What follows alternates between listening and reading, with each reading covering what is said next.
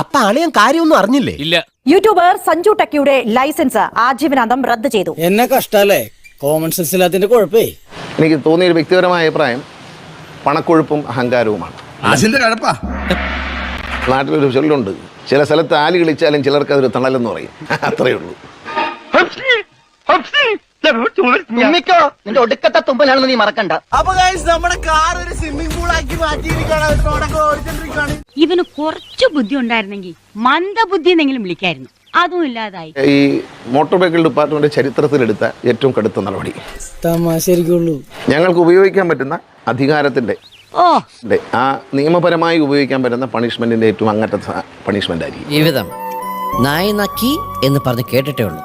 ഇപ്പോ അതും സംഭവിച്ചു. ഇപ്പൊ നിങ്ങളുടെ ഹീറോ എന്ത് ചെയ്യുന്നു? Will he give up? ദൂരമുള്ള ആളുകളെ മെഡിക്കൽ കോളേജിനെ കക്കൂസ് കഴിക്കണം, അതാണ് ചെയ്യേണ്ടത്.